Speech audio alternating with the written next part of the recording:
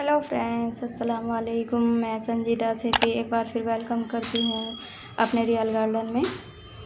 और देखिए फ्रेंड्स, आज हम बात करेंगे ये थूजा का एक प्लांट है, इसी के बारे में, इसी की केयर के बारे में और इसकी लोकेशन के बारे में बात करेंगे हम। ये फ्रेंड्स मैं 2 महीने पहले लाई थी नर्सरी से और इसकी ग्रोथ मेरे प्लांट की अच्छे से ग्रो नहीं हो रही थी, तो इसीलिए मैं आज मैं इसको रिपोर्ट करूँगी, क्योंकि मुझे इसकी ग्रोथ चलते हुए नहीं दिखाई दे रही थी। ये अच्छे से ग्रो नहीं कर रहा था।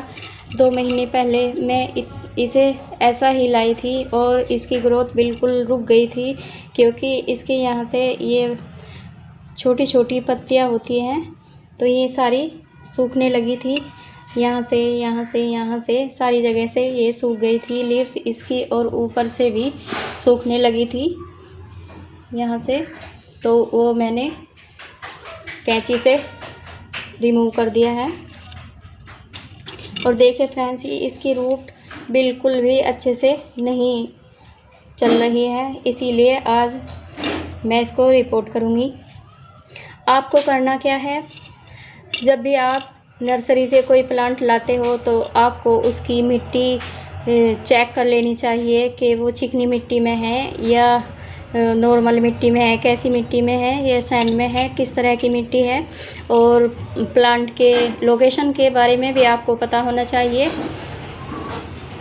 ये वेल्ड्रेन मिट्टी, इसकी वेल्ड्रेन मिट्टी बनती है। इसकी पोट वेल्ड्रेन मिट्टी बहुत अच्छे से बनाओगे तो बहुत अच्छे से सर्वाइव करेगा ये।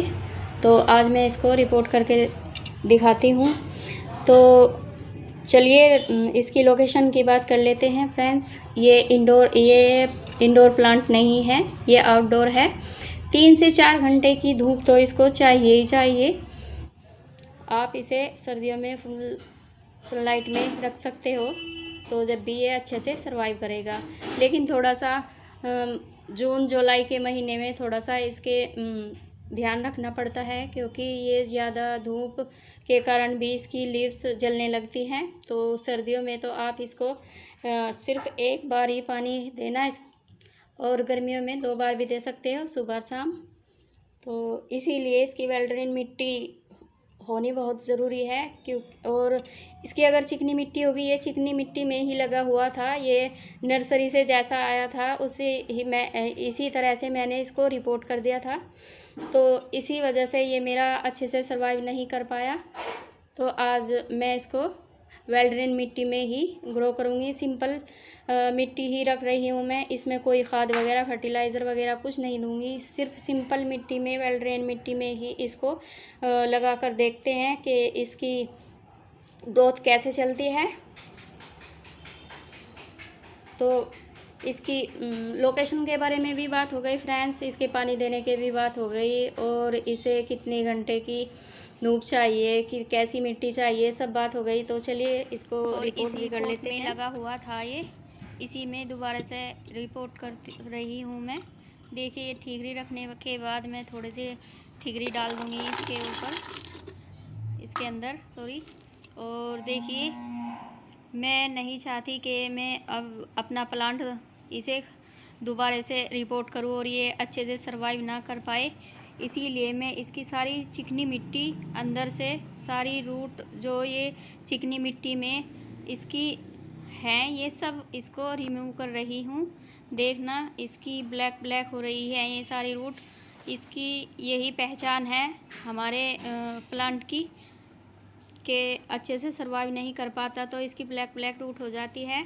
और देखिए, ये मैं वेल्ड्रेन मिट्टी में ही इसको लगाऊंगी, कोई फर्टिलाइज़र या कुछ भी नहीं डाला है मैंने इसको। इसी तरह इसकी मिट्टी तैयार की है, और इसे 2 बार 3 बार अच्छे से पटक देंगे ताकि एयर पॉकेट्स ना रहें। और देखिए, ये मैंने रिपोर्ट कर दिया है। और मैं ये भी बताना चाहती हूँ कि ये सीड से भी ग्रो हो जाता है, इसकी सीड्स भी आती है जब इसका प्लांट बड़ा हो जाता है, कई साल का हो जाता है। ये मेरा छोटा है, ये इस पर सीड्स अभी नहीं आई हुई है, और इसकी ग्रोथ भी अच्छे से नहीं आई थी, इसीलिए ये एक कटिंग से भी अच्छे से ग्रो हो जाता है। सीड से तो थोड़ा टाइम लगता है, लेकिन ये छोटी सी स्टेम लेकर इसकी अगर आप लगाओगे तो जल्दी ही ये ग्रो हो जाता है।